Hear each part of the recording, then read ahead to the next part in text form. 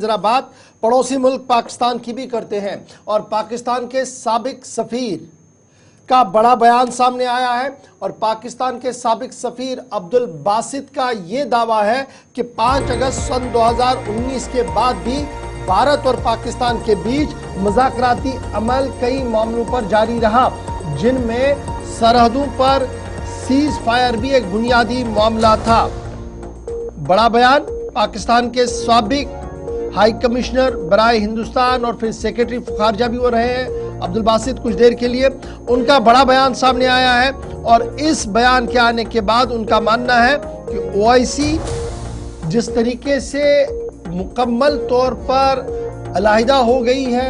اور اس کی حیثیت ختم ہوئی ہے، اس پر بھی ان کی ایک بات سامنے آئی ہے۔ پھر ساتھ ساتھ ان بین الاقوامی طاقتوں کا بھی انہوں نے ذکر کیا جو اس وقت مشرق کے اندر موجود ہے اور مسلم مخالف سرگرمیوں میں عروج پا رہی ہیں۔ 2019 کے بعد بھی بھارت سے مذاکرات کہا گیا کہ 5 اگست 2019 کا جو فیصلہ لیا گیا، پاکستان کا ایک آفیشل موقف یہ ہے کہ جب تک 4 اگست 2019 والی پوزیشن بحال نہ ہو بھارت کے ساتھ مذاکرات نہیں ہوں گے، لیکن اس میں انہوں نے ایک بڑی اچھی اگزامپل دی کہ جنوری اور فیب کے مہینے میں جو مذاکرات آپ کرتے رہے فوجی سطح پر اور جا کر 24 اور 25 کی رات کو ایک ایگریمنٹ ہوا، سیز فائر ہوا،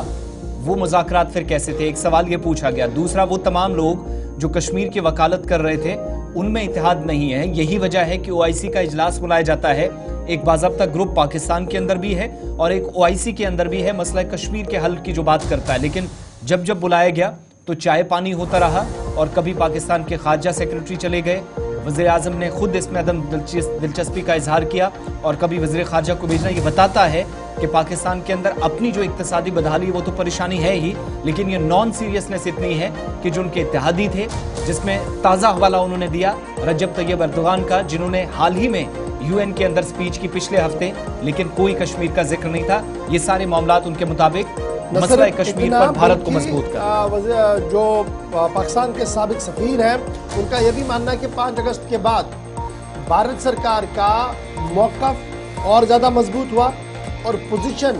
برائے جموں کشمیر کی جو ہے وہ بھارت سرکار کی عالمی دنیا کے اندر اور زیادہ مضبوطی کے ساتھ آگے بڑھ رہی ہے۔ جہاں اسرائیل کو فلسطین کے معاملے میں کامیابیاں مل رہی ہیں، عارضی ہی صحیح، وقتی ہی صحیح، وہاں بھارت کو بھی کشمیر کے معاملے میں کامیابیاں مل رہی ہیں۔ Let's be honest about it. Let's be honest on it. Bharat کو کافی کامیابیاں مل رہی ہیں، بالکل یہ صحیح بات ہے اور دفتر خارجہ بھارت کی طرف سے بھی کئی بار اس بات کا خلاصہ پیش کیا گیا کہ بین الاقوامی سطح پر کس طریقے سے جو موقف ہے اس کی پذیریابی ہو رہی ہے اور 5 اگست کے حالات کو کس طریقے سے صحیح طریقے سے پیش بھی کیا